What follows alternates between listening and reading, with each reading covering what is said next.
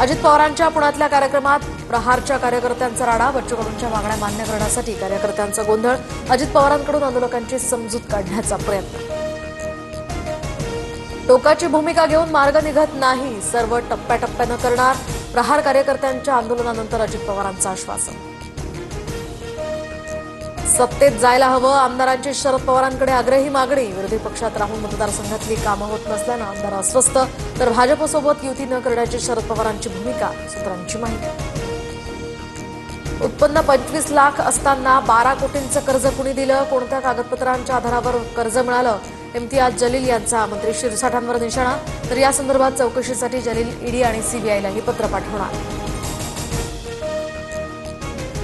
गोवंडीतील शिवाजीनगर भागात डंपरनं चिरडून चौघांचा मृत्यू, चालक ताब्यात।